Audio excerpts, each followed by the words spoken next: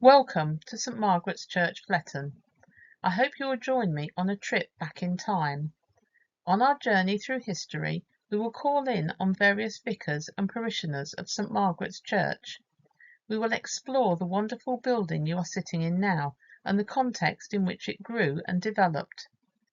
Today's building is the result of numerous extensions and alterations, changes that were necessary as worship practices evolved, building techniques developed, and the population of Fletton grew. The year is 1067. Hereward the Wake has returned from exile in Flanders. His family lands around Bourne and Crowland have been seized, and his brother killed. He is seeking revenge. As he gathered followers to mount a rebellion against William the Conqueror, he visited his uncle, Abbot Brand, at Peterborough Abbey. During that visit, Abbot Brand knighted his nephew. There is no evidence to suggest that Hereward visited Fletton, but it is tempting to think that he may have rode through the small rural village that lay a few miles south of Peterborough as he mustered support for his cause. At the time, the inhabitants of Fletton worked the land and lived in a few wooden dwellings which surrounded the church. But even before Hereward the Wake made the Peterborough area famous, the small Saxon church in Fletton was welcoming travellers. Tired, weary pilgrims on their way to Peterborough took the opportunity to rest overnight in the church before crossing the river. Of course, to us, Peterborough seems quite close to Fletton now, but in Saxon times Fletton was surrounded by marshy ground. The pilgrims' route to Peterborough took them on slightly higher ground to avoid the marsh. It would have gone down High Street, then up London Road. So an overnight rest here, to pray, eat and sleep, was very welcome before the final push to the Abbey. That Saxon church is what is now the vestry. It was a small building, only a single room in depth, no bigger than 10 feet by 10 feet. Inside the vestry you can see a shelf where a second story would have been, accessible by a wooden ladder. This upper story contains sleeping quarters, and the ground floor a space for prayers. Looking out from the second floor, towards what is now the north aisle, there is a cross-shaped window. We know that it was once an external window, that it is splayed to gain maximum light into the small space. Inside the church, the pilgrims used stone altars for their prayers. Of course, at that time, light was provided by candles. The altars had figures carved into them, and these contained small pieces of quartz in the eye sockets. These glittered in the candlelight of the church, creating a warm, magical atmosphere. It is these stone altars that are now part of the internationally renowned Saxon stones. Since those Saxon pilgrims sought shelter so long ago, many visitors from across the globe have visited the church to marvel at the skills of the Saxon stonemasons. The highly skilled stonemasons understood that the barnac stone they were working had different structures and layers within them, which meant that designs of different intricacies could be carved. For another fine example, visit the header stone in nearby Peterborough Cathedral. The stones are dated from the early 9th century, making them some of the oldest Christian objects in England. Amazingly, until 1981, the carvings were outside on the south-east buttress of the chancel. At that time, money was raised to bring the stones into the church. After conservation work was carried out, they were mounted where you see them now, over the altar and in the south chancel wall, and a plaque outside marks their former position. The exact origin of the separate carvings and the original order of the frieze is unknown, but what is certain is that they have suffered exposure to fire in the very distant past. Amongst academics, it remains a subject of debate as to how the stones came to be here and who exactly carved them. Some academics believe that they may have been moved to Fletton. However, others have said that they were carved specifically for St Margaret's, as the carvings are quite unique. Whatever the truth, we are privileged to be their custodians.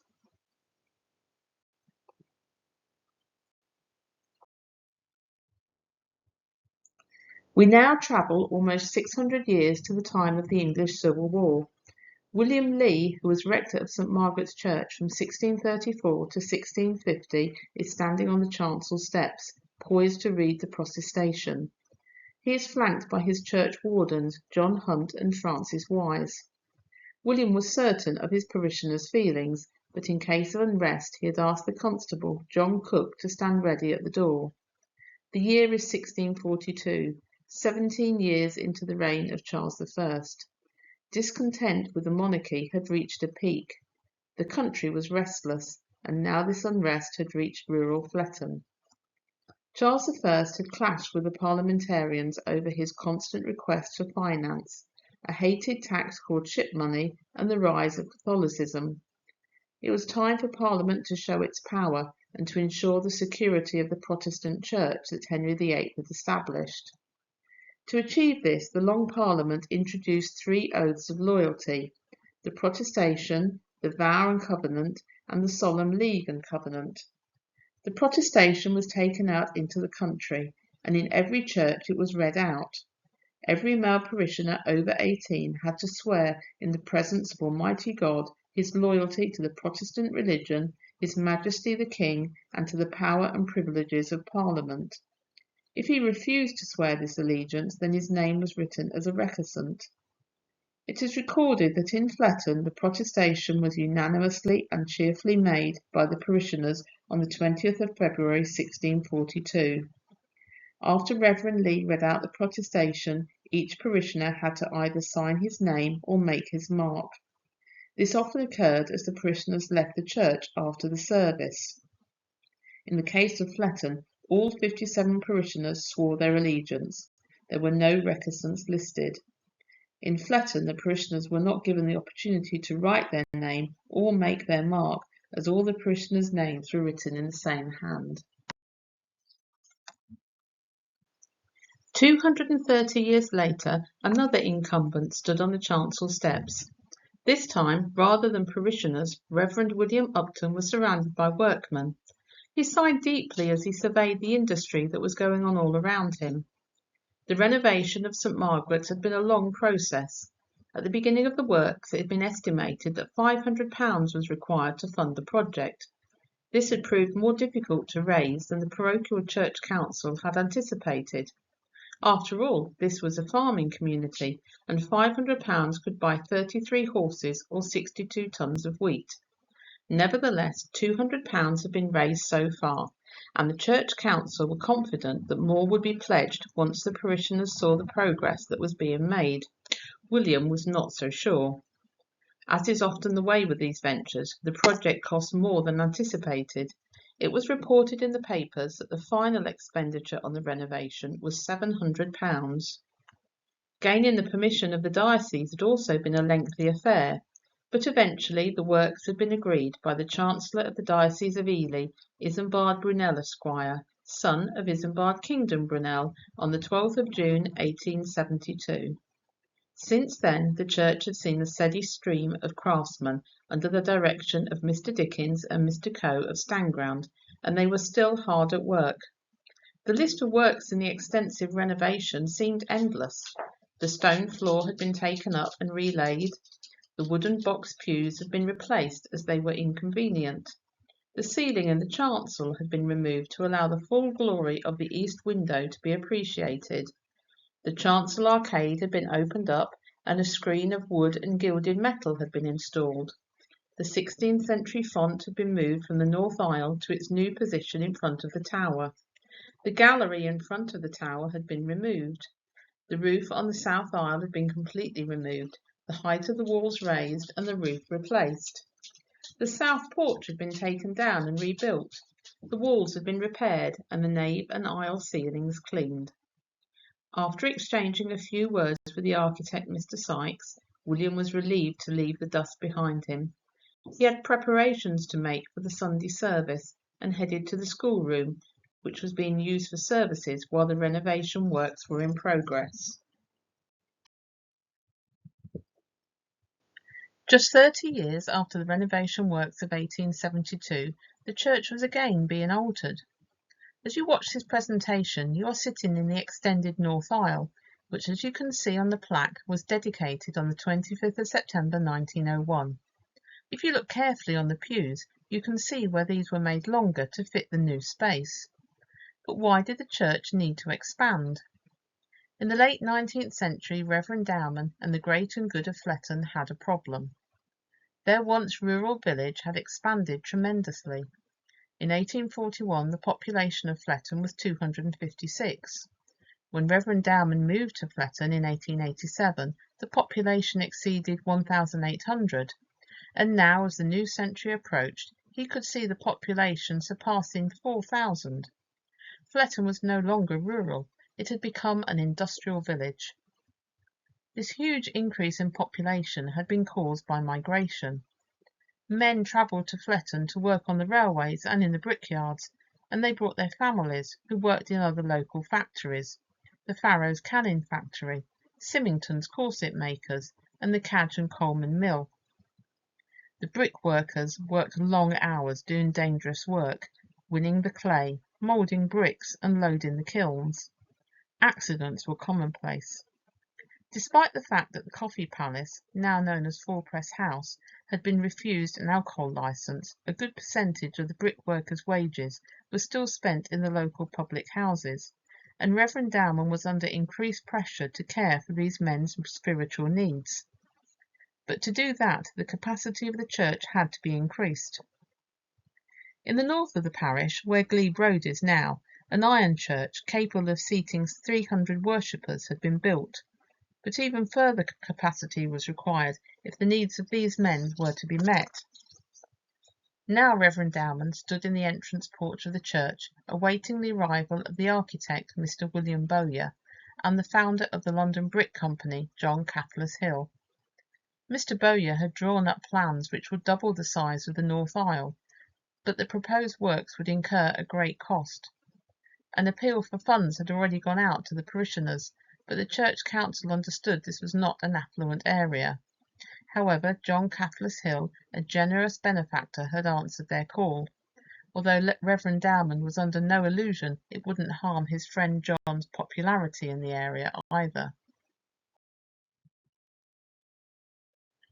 Reverend Dowman could not have imagined that 19 years after local dignitaries gathered in the church for the dedication of the North Aisle, they would once again be gathering for an altogether more sombre occasion. Fletton had emerged from 4 years of war a community in grief, but determined to mark the loss of its husbands, sons, brothers, and fiancés with a fitting memorial. After collecting subscriptions from parishioners, the memorial window had been installed. Within the window, the images of St. George, St. Andrew, and St. Patrick are flanked on either side by 2 tablets. The tablets bear the names of the men who made the ultimate sacrifice.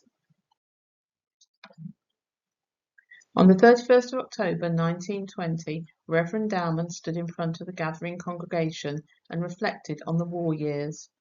In total, 113 men from his parish had given their lives during the Great War. Unbelievably, he had visited 13 families who had lost more than one son. He could remember as if it was yesterday the first men who died, only a few months into the war. William Cunnington and Fairbank Savage, who died on the 10th of November 1914. The visits had not become easier with time. The last visit he made to the family of Reginald West, who died on the 31st of October 1918, was still as difficult as the first.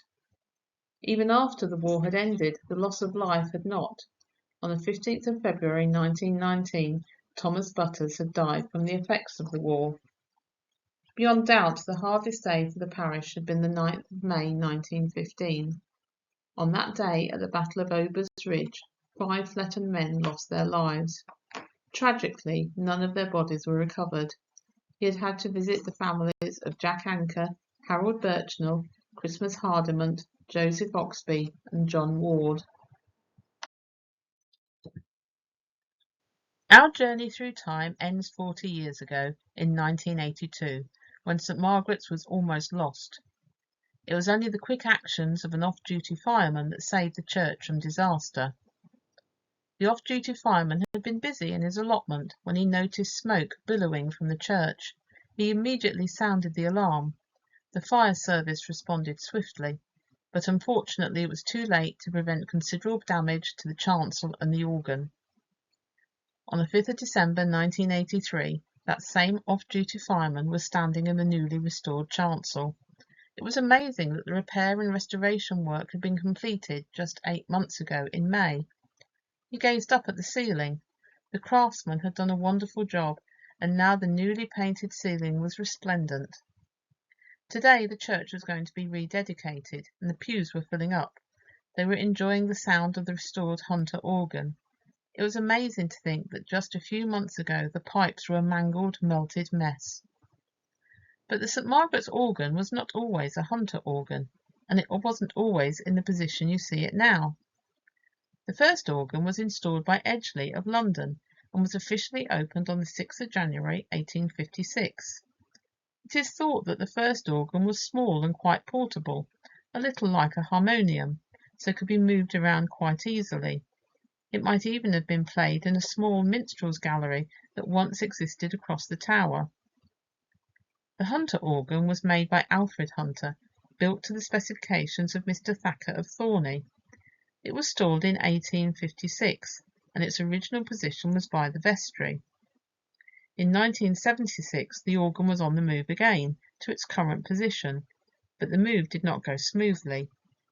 There was some disagreement between the incumbent at the time, Reverend Jamal, and some of the parishioners about the new position of the organ. The disagreements were widely reported in the local paper, and there was rumour that his services may have been boycotted. It is said that those at the heart of the opposition were not even regular churchgoers, so it would appear that there may have been other matters being addressed through the boycotts. Our journey through time ends 40 years ago in 1983, when St Margaret's was almost lost. It was only the quick actions of an off-duty fireman that saved the church from disaster. On the 25th of May 1983, an off-duty fireman had been busy in an allotment when he noticed smoke billowing from the church. He immediately sounded the alarm. The fire service responded swiftly, but unfortunately it was too late to prevent considerable damage to the chancel and the organ. On the 15th of June 1984, that same off-duty fireman was standing in the newly restored chancel. It was amazing that the repair and restoration work had been completed just 6 months ago in December. He gazed up at the ceiling. The craftsman had done a wonderful job, and now the newly painted ceiling was resplendent. Today the church was going to be rededicated, and the pews were filling up. They were enjoying the sound of the restored Hunter organ. It was amazing to think that just a few months ago the pipes were a mangled, melted mess. But the St Margaret's organ was not always a Hunter organ, and it wasn't always in the position you see it now. The first organ was installed by Edgley of London and was officially opened on the 6th of January 1856. The first organ was small and quite portable. It may have been like a harmonium, so could be moved around quite easily. It was played in a small minstrel's gallery that was used as an organ loft. This gallery was positioned across the front of the tower. The Hunter organ was made by Alfred Hunter, built to the specifications of Mr. Thacker of Thorney. It was installed in 1874, and its original position was by the vestry. In 1976, the organ was on the move again to its current position, but the move did not go smoothly. There was some disagreement between the incumbent at the time, Reverend Jamal, and some of the parishioners about the position of the organ. The disagreements were widely reported in the local paper, and there was rumour that his services may have been boycotted. It is said that those at the heart of the opposition were not even regular churchgoers, so it would appear that there may have been other matters being addressed through the boycotts. I hope you've enjoyed this brief tour through St Margaret's history.